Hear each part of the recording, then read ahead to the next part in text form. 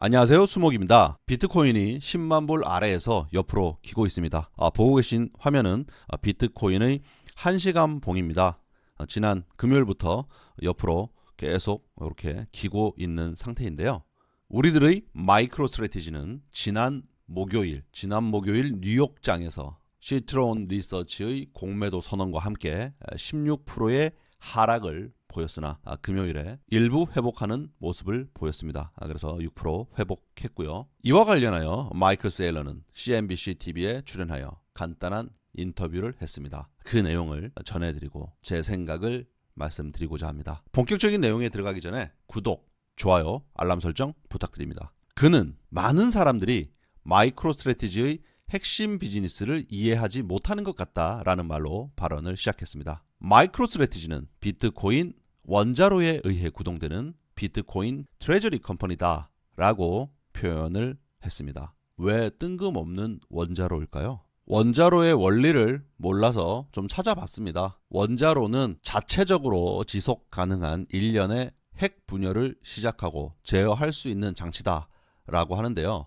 핵 분열 과정에서 에너지가 발생하고 분열 반응으로 발생한 중성자를 재사용하여 다음 분열을 유도합니다. 그리고 이는 한 번의 핵분열로 끝나는 것이 아니라 반복적인 에너지를 생산해낸다고 합니다. 연쇄 반응이라는 거죠. 발생되는 에너지 그리고 연쇄 반응, 원자로 제어라는 일련의 과정이 마이크로 스트래티지의 코어 비즈니스와 비슷하다고 생각을 한 것 같습니다. 비트코인의 취득 그리고 비트코인의 가격 상승으로 인한 기업 가치 증대 그리고 연쇄적으로 이어지는 자금 조달, 이 과정에서 이것이 반복되는 과정에서 원자로를 제어하듯이 진행되는 스마트한 레버리지. 마이크로 스트래티지는 변동성을 팔고 판 돈을 다시 비트코인에 집어넣고, 정확히는 비트코인을 다시 사서 재활용한다.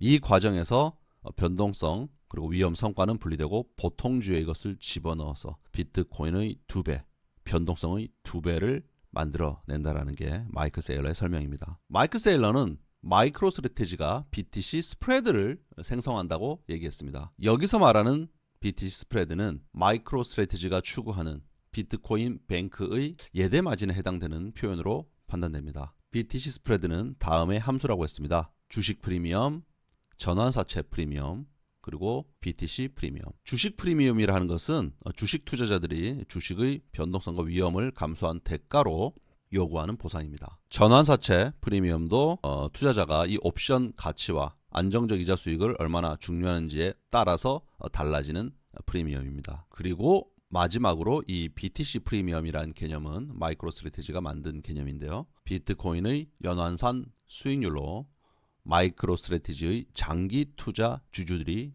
고려하게 되는 프리미엄입니다. 이러한 프리미엄들은 마켓의 상황에 따라서 바뀌죠. 그래서 BTC 스프레드는 시장 상황에 따라서 이 값들이 바뀌게 되고, 이것들을 통해서 이 스프레드가 형성되는 것들, 이것을 맥시마이즈 하는 것이 그들이 얘기하는 스마트한 레버리지와 BTC 트레저리 오퍼레이션스의 그 결과물의 본질이라고 보입니다. 결국 마이클 세일러가 말한 비트코인 뱅크의 핵심 비즈니스 모델은 이미 작동하고 있는 것입니다. 그가 주장하는 마이크로 스트래티지는 단순히 비트코인 보유만 하는 것이 아닌 비트코인 트레저리 오퍼레이션을 통해 전통 금융 산업이 비트코인에 노출될 수 있는 기회를 제공하는 비트코인 은행인 거죠. 현재 에쿼티와 컨버트 위주로 제공을 하고 있는 셈입니다. 시장 한켠에서는 이 레버리지에 대한 우려가 많습니다. 이거 이렇게 플라이 휠처럼 이렇게 하면서 기업 가치가 계속 커지는데, 반대로 비트코인 가격이 크게 하락하면 반대로 돌 거 아닙니까? 그죠? 그러면은 곤란해지는 거 아니냐? 예, 맞습니다. 이 레버리지라는 것은 항상 맹점을 가지고 있습니다. 원자로가 아무리 안전하게 지어졌다 하더라도 천재지변에 의한 사고가 있을 수 있는 거 아니겠습니까? 현재 커뮤니티를 중심으로 이슈가 되고 있는 레버리지에 관한 리스크는 전환사채 부분이었습니다. 제가 직접 확인해본 바로는 당장 채무 상환에 쫓기는 문제는 아닌 것 같다고 판단되었습니다. 2020년도에 발행된 내년에 만기될 예정이었던 전환사채는 이미 올해 7월 15일 조기 전환되었고, 앞으로 예정된 것 중에 가장 빠른 것이 2026년도에 실행될 수 있는 것으로 보입니다. 마이클 세일러가 얘기하는 비트코인 뱅크, 여기에 공감이 좀 되십니까? 어떤 관점에서 보면 와 참신하다, 천재적이다 이렇게 볼 수 있을 것 같고요. 또 한편으로 보면 말장난하고 앉아있네 이렇게 볼 수도 있을 것 같습니다. 후자의 관점이라면 NAV 프리미엄을 안 볼 수 없겠죠. 다시 한번 보겠습니다. 헤지펀드 캐리스테일이 숏을 시도한 게 이때입니다. 멀티플이 2.4, 2.5가 약간 안 되는 단기적으로 굉장히 가파르게 올라왔을 때죠.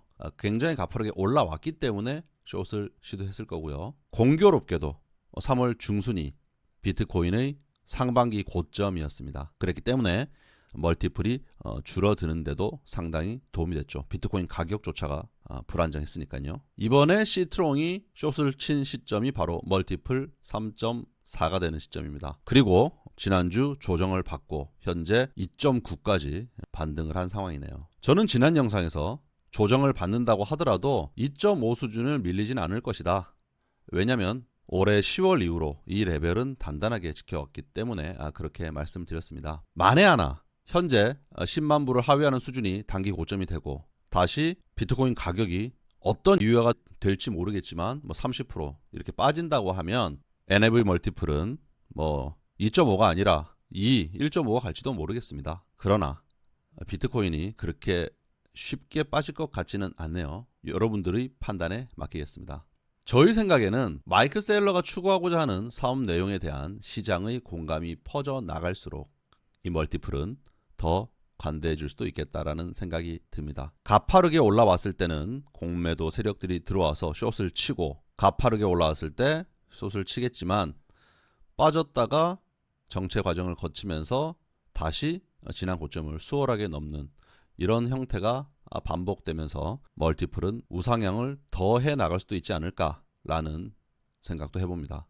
주가가 16% 하락한 지난 목요일 마이클 셀러는 이런 포스팅을 본인의 X.com에 했습니다.